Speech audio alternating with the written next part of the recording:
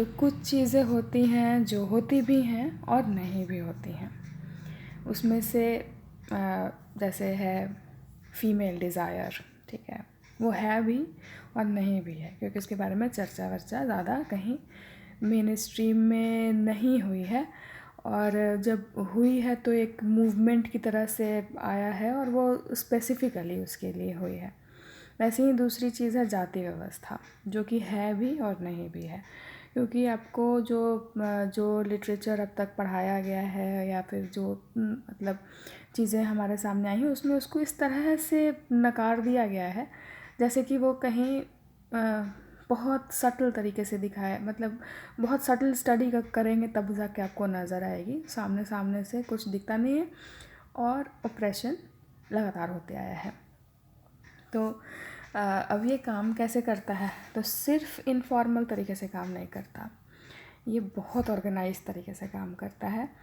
और एक जो सर्वेलेंस है जाति व्यवस्था के अंदर में, वो इतना भयानक है कि कभी कभी सोचने में डर लग जाता है।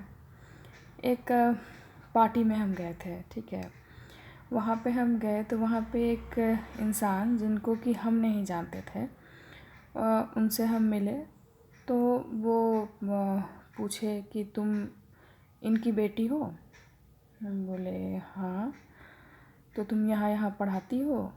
कि हाँ। तो इंग्लिश पढ़ाती हो? हाँ। तो तुम्हारे यहाँ 2 और लोग हैं जो तुम्हारी ही जाति के हैं? बोले अच्छा। तो नहीं, एक इस विभाग में है, एक उस विभाग में है। तो बोले हाँ। तो बोले एक की तो शादी हो गई है, एक की नहीं हुई है। तो हम बोले कि हाँ।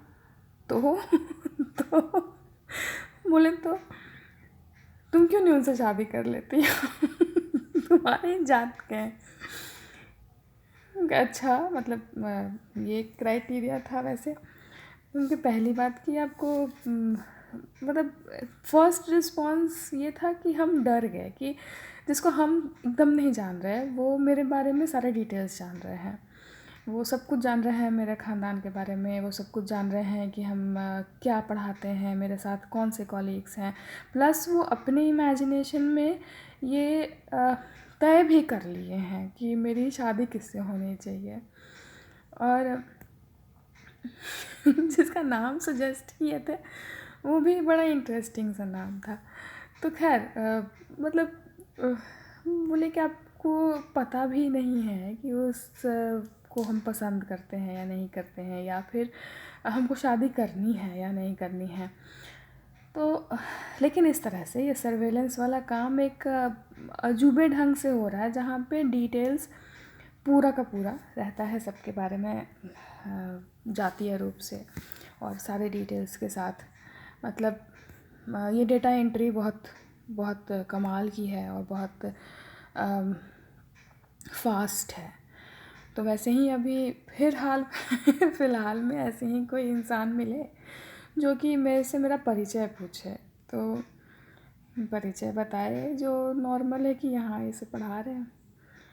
तो सेकंड क्वेश्चन था कि आपका पूर्व क्या है, आपका गोत्र क्या है? इससे आपको क्या करना है? नहीं, ये ज़रूरी है जानने के लिए।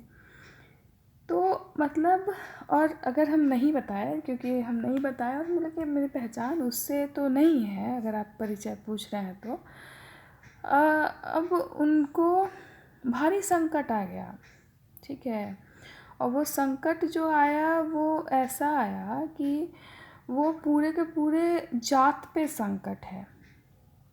और फिर वो अपना एक एक्चुअली भाषण तैयार किए इसके लिए कि इस जात पे जो संकट है विजातीय होने से, इसका पूरा दारोमदार जो है वो गार्जियंस को लेना चाहिए, क्योंकि लड़कियां उनके डिस्कोर्स में नहीं थी। वैसे वो लोग बिगड़ चुके हैं, अपने मूल को छोड़ चुके हैं। और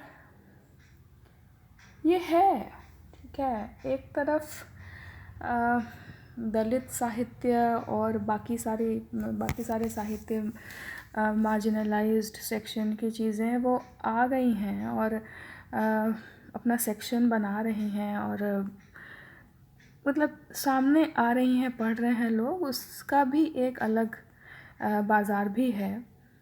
लेकिन ये जो चीज़ है, ये जो सर्वेलेंस है जाति वाला, जो है भी और नहीं भी है, ये बड़ा इंटरेस्टिंग है ना। और पता नहीं क्या करना है इसका